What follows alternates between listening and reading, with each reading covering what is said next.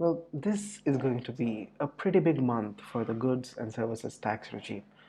Why is that, you ask? Well, the GST Council is meeting as we speak, and the council includes representatives from state and central governments. Here they will be discussing a rather contentious topic: GST compensation. If you're not familiar with this idea, don't be afraid. Let me tell you. A few years ago, the government rooted the idea of a simplified tax regime for the country, which is GST, under the code One Nation, One Tax. And to achieve this huge feat, they had to scrap multiple different taxes levied by state and introduce a uniform tax slab across the country. The idea had a lot of intuitive appeal. However, implementing it on a nationwide scale was always going to be challenging. And from the primary opposition, the opposition came from the states, and if it GST was a consumption-based tax rate, meaning states with higher consumption figures were ideally expected to benefit more than producer states. So, for instance, Calcutta would collect taxes on biscuits consumed in its state, even if the biscuits were manufactured in Tamil Nadu. And this bit was deeply problematic because states like Tamil Nadu would made in massive investments on roads, highways, and ports in a bid to incentivize manufacturing. Until the introduction of GST, though, they were entitled to extract a return on their investment by claiming taxes at the point of origin, that is, where the goods were manufactured. But with GST, they were in a bind because this tax revenue was now being apportioned to the consumer states. So the central government had to strike a compromise. They had to offer states like Tamil Nadu some form of compensation to make it more palatable. And here's what they did. They promised to create a projection for 5 years and tally it with actual GST revenues.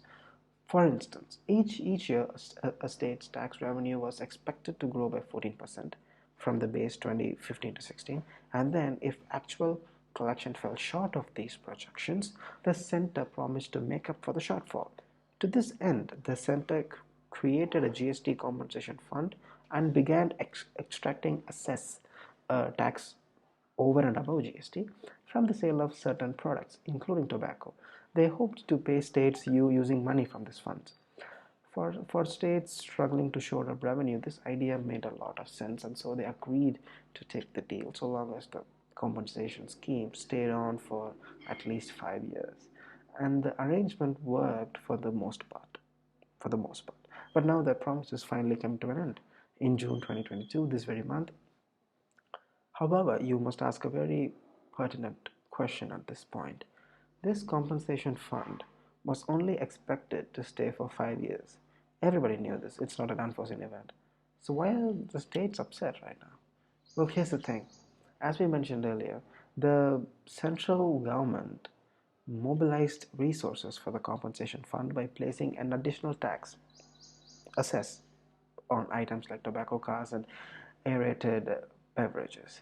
Technically, that should have gone once the compensation agreement concluded, but it's not going away. Instead, over the weekend, the government confirmed that the cess will stay till March 2026, another 4 years. But this time, the proceeds won't be going to the states anymore. Instead, the central government will keep it. Yeah, the government had a tough couple of years dealing with the pandemic. They spent a lot of money while not earning as much. In the end, they were forced to borrow 1.1 lakh crores. 1.1 lakh crores in 2021 and 1.59 lakh crores in 2022. And now they're hoping that that cess could be used to pay back the loans. Needless to say, state governments are fuming at this news. The pandemic affected them too, right? And they want proceeds from the cess. To this end, they might have some ammunition to argue their case.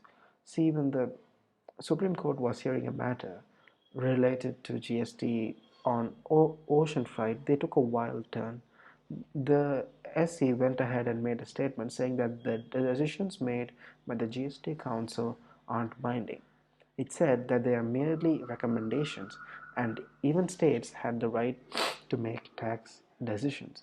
So, what could that mean for the future of GST? Well, if we take the words of Singh Dio, the finance chief of Chhattisgarh, the GST regime could be facing some headwinds. This is not an ego tussle between the center and states. The idea is to ensure increase in revenue, and if it doesn't happen through the council, then it will have to be from other avenues.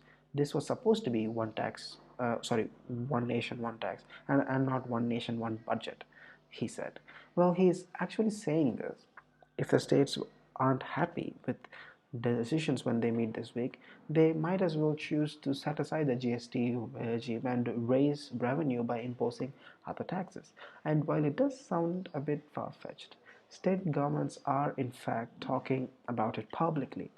This is worrisome, considering the trust deficit that exists right now.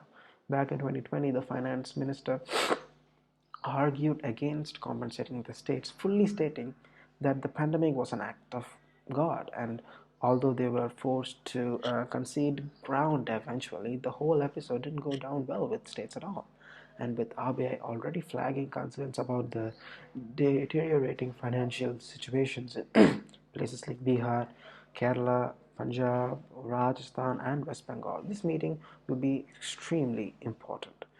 Will the center manage to pull a rabbit out of the hat once again and strike a compromise? We'll know soon.